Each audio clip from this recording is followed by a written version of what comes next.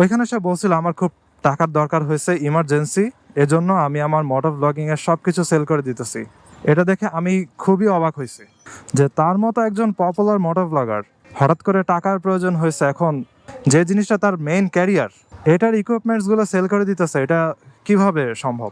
এখন জিনিসটা হচ্ছে, এই জিনিসটা নিয়ে আমি কেন বলতেছি এটা তো আপনারা সবাই জানেনই। আমি এই জিনিসটা নিয়ে কেন একটা ভিডিও করতেছি অথবা একটা টপিক হিসেবে নিছি, কারণটা হচ্ছে এখানে আমাদের অনেক কিছু শিখার আছে। সে কি কারণে টাকার দরকার হয়েছে না দরকার হয়েছে ওইটা ম্যাটার না, কিন্তু শিক্ষণীয় কয়েকটা জিনিস আমি এখান থেকে আপনাদেরকে বলবো, আপনাদের লাইফে হয়তো কাজে লাগতে পারে। এই এই এই টাকায় পারা লাগে, তাকানো লাগে। হ্যাঁ,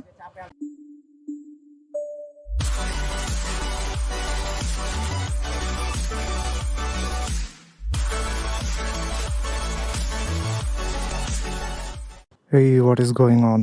এখন বাজে হচ্ছে বিকাল 4টা, আর আমি যাব হচ্ছে একটু বেরিবাঁধের দিকে।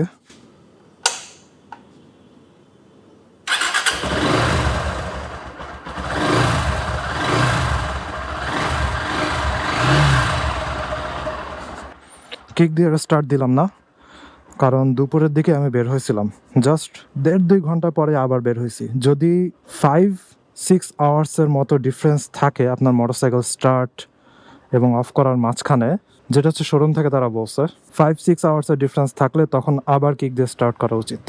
আমি 2 দিন জ্বর থেকে সাফার টাফার করে তারপরে রিকভার করলাম। এই ইকবাল, হ্যাঁ রেকর্ড হয়, রেকর্ড হয়। হ্যাঁ ওইখান থেকে শুরু করলাম। হ্যাঁ আর কি, অল্প ক্লিপ থাকে জাস্ট মোটরসাইকেল স্টার্ট দেওয়ার, ইঞ্জিনের সাউন্ডের একটা ছোট ক্লিপ থাকে। হ্যাঁ হ্যাঁ, পরে রাস্তা থেকে শুরু হয় আর কি। ছেলেটা হচ্ছে ইকবাল, মেনলি আমাদের বাসাতে ও হচ্ছে গার্ড দেয়, আর মাঝে মধ্যে এই বিল্ডিং এও আসে। যাই হোক, মোটর ব্লগিং অথবা মোটরসাইকেল ওর কাছে অনেক প্রিয়। তো আমার ক্যামেরা ট্যামেরা দেখে মাঝে মধ্যে জিজ্ঞাসা করছিল যে কি কি ভিডিও করেন অথবা আপনার চ্যানেলের কি অবস্থা। যাই হোক, যেটা বলতেছিলাম, 2 দিন জ্বর ছিল আমার টানা। প্রথম দিন ছিল 101, এবং রাতের বেলাতে আমার মেরুদণ্ড এমন পরিমাণে ব্যথা করছে, মনে হইতেছিল যেমন অনেক লং ট্যুর দিলে কোমর টোমর যেমন পেইন করে ওরকম অবস্থা আর কি।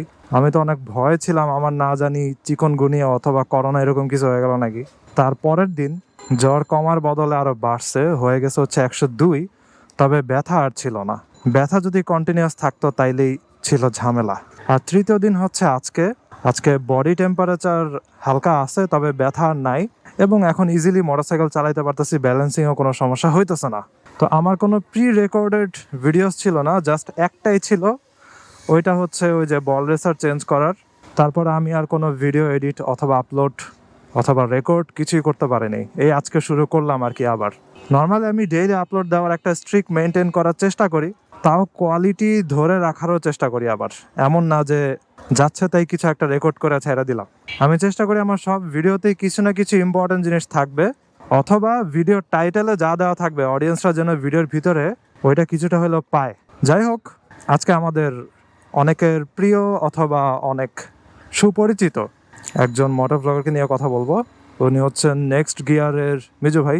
তো আমরা অনেকেই তাকে চিনি এবং অনেকেই তার ভিডিওস লাইক করি, কারণ তার ট্যুর ভিডিওসগুলো অনেক জোস হয়, এবং সে ইন্ডিয়াতে গিয়েও হচ্ছে অনেক রিস্কি সিচুয়েশনে অনেক ভিডিও করছে। তার উপরে হচ্ছে আবার কাওয়াসাকি ZX10 রাইড করে আই গেস 200-এর উপরে উঠেছিল। যে জিনিসগুলো মনে করেন আমরা ড্রিম দেখি যে হয়তো জীবনে কোনো একদিন অ্যাচিভ করতে পারবো, ওই জিনিসগুলো আমরা তার ভিডিওতে দেখছি। এবং বাংলাদেশের পুরাতন মোটর ব্লগারদের মধ্যে একজন, এবং মোস্ট সাবস্ক্রাইবড চ্যানেলগুলোর ভিতরে একটা বাংলাদেশের মোটর ব্লগারদের ভিতরে। বাট একটা স্যাড থিং হয়েছে, ওইটা হচ্ছে তিনি তার মোটর ব্লগিংয়ের যত ইকুইপমেন্ট আছে সব সেল করে দিতেছে, অলরেডি সেল করে ফেলছে। আমি এই ভিডিও করতে করতে তার সেল করা সব প্রোডাক্টস মানুষদের হাতেও চলে গেছে।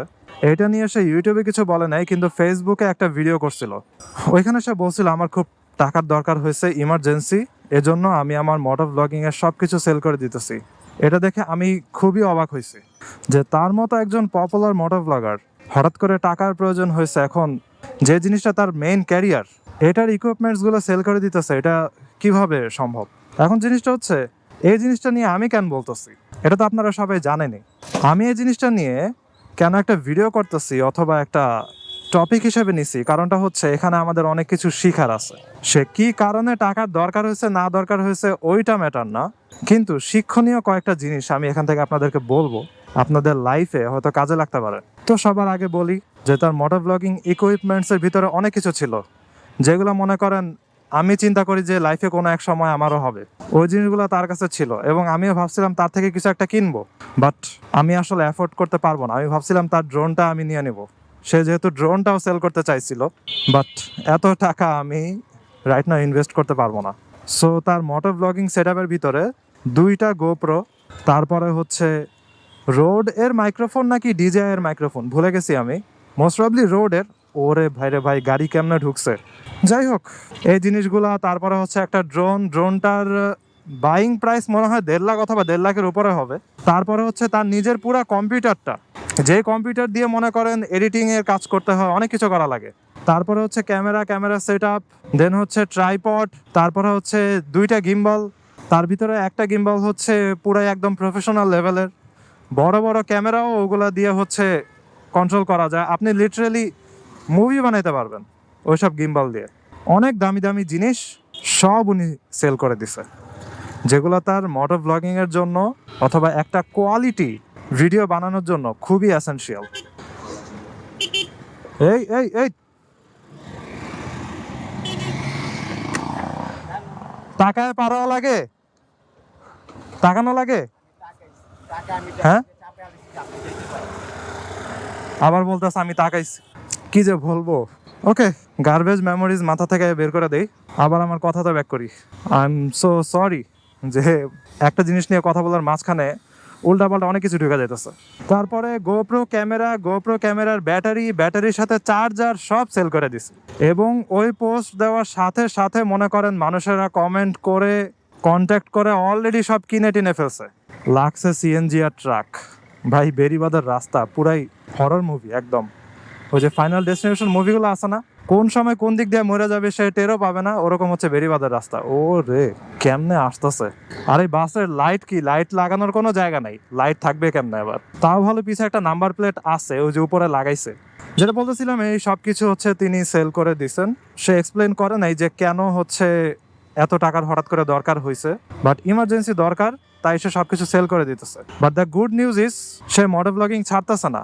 আসলে জিনিসটা হচ্ছে এটা তার মেইন ক্যারিয়ার, এমন না যে সে শখ করে জিনিসটা করে, তবে অবশ্যই ভাল লাগে এটা করতে, এনজয় করে। তারপরও এটা এখন তার মেইন ক্যারিয়ার হয়ে গেছে, এবং বাংলাদেশের বড় বড় যে মোটো ব্লগাররা আছে তারা এখন লাইফের হোল টাইমই ইনভেস্ট করে মনে করেন মোটো ব্লগিং এর পিছনে। তো এগুলো আস্তে আস্তে মেইন ক্যারিয়ার হয়ে যায়। আমি যেমন মনে করেন এখান থেকে কোনো টাকাই পাইতেছি না, আমি লিটারেলি বলা যায় টাকা পয়সার কথা চিন্তা বাদ দিয়ে জাস্ট ভিডিও করে যাইতেছি। আপাতত আমি জাস্ট জিনিসটাকে এনজয় করতেছি, পরে যদি বড় কিছু হয় তাহলে তো ভালোই, না হলে আমি জাস্ট নিজের মতো ভিডিও করতে থাকবো, আমি আমার ছোট অডিয়েন্স নিয়ে থাকবো, সমস্যা নেই। কিন্তু জিনিসটা হচ্ছে নেক্সট গিয়ার ভাই তো আসলে এই জিনিসটা ছাড়তে পারবে না। এজন্য একটা গুড নিউজ, ওটা হচ্ছে 1 দিন নাকি 2 দিন পরে ভাই হচ্ছে পোস্ট করছে যে আমি সবকিছু বিক্রি করে দিচ্ছি, আমার প্রোডাক্টসগুলা সবার কাছে চলে গেছে, বাট আমি মোটো ব্লগিং ছাড়ি নাই, আমার মোবাইল আছে, আমি মোবাইল দিয়ে ভিডিও করতে পারবো, এবং আমার পুরনো একটা গোপ্রো 9 আছে। গোপ্রো 9 মনে আছে আমার যে ক্যামেরাটা, ওইটা আমি বিক্রি করতে গিয়েও বিক্রি করি নাই। এই গোপ্রো 9 এখনো আমার কাছে আছে, আর যে ক্যামেরা দিয়ে এখন আমি রেকর্ড করতেছি এটা হচ্ছে গোপ্রো 13। বাট গোপ্রো 9 হচ্ছে যথেষ্ট কোয়ালিটির মোটো ব্লগিং এর জন্য। তো মিজু ভাইয়ের গোপ্রো 9 একটা আছে, এবং হেলমেটের সাথে তো হচ্ছে মাউন্ট সেট আপও আছে, সমস্যা নাই। ব্যাটারি চার্জার বিক্রি করে দিছি, তো কি হয়েছে, হয়তো পরে আরেকটা কিনে নিবে। জিনিসটা হচ্ছে ক্যামেরার সাথে ব্যাটারি চার্জার এই সব কিছু যদি একসাথে সেল করা হয় তখন মানুষেরা আরও অ্যাট্রাক্টেড হয় যে আচ্ছা একসাথে আমি সব কম্বো পেয়ে যেতেছি, তাহলে এটাই আমি কিনি। যাই হোক, আবার সে যেহেতু একজন অনেক পপুলার মোটো ব্লগার, তার অনেক স্পন্সরও আছে। তো এখন যেই কোম্পানি মনে করেন তাকে স্পন্সর করবে, ওই কোম্পানিকে তাকে যদি বলে যে আপনারা যদি একটা ক্যামেরা সেট আপ দিয়ে আমাকে হেল্প করেন তাহলে অনেক উপকৃত হইতাম। তো বড় বড় কোম্পানির কাছে এসবের কোনো অভাব নাই। তারা অ্যাডভার্টাইজমেন্ট বিভিন্ন কাজের জন্য ক্যামেরা ইউজ করে, তাদের কাছে আরো দামি দামি সেটআপ আছে। সো আশা করি নেক্সট গিয়ারের মিজু ভাইয়ের কোনো সমস্যাই হবে না আবার রিকভারিতে চলে আসার জন্য। এইটা কি রে ভাই, এটা কি হেলিকপ্টার নাকি? ও দারুণ তো। হ্যাঁ, ফান শেয়ার। কি রে ভাই, এটা কেমন জিনিস? হয়তো বাচ্চাদের কোনো খেলনা হেলিকপ্টার আর কি। এখন শিক্ষণীয় জিনিসটা বলি, দেখেন এত বড় একজন মোটর ব্লগার, তার হঠাৎ করে টাকার দরকার হয়েছে, অথচ সে কারো কাছেই কোনো হেল্প পাইলো না, তার এত কিছু বিক্রি করে দেওয়া লাগলো। তাহলে আমরা যারা আছি, মোটর ব্লগার হই বা না হই, আমাদের বিপদের সময় মানুষেরা যে ছুটে চলে আসবে এটা বিশ্বাস করতে যায় না, যে কোনো কিছু হইতে পারে। আরেকটা শিক্ষণীয় জিনিস আমি বলি, লাইফে হঠাৎ করে আপনার টাকার দরকার হইতে পারে, হঠাৎ করে হয়তো আপনার অনেক ক্লোজ কারো অপারেশনের টাকার দরকার হতে পারে, অথবা এমন বিপদে পড়তে পারেন যে এখনই টাকা লাগবে।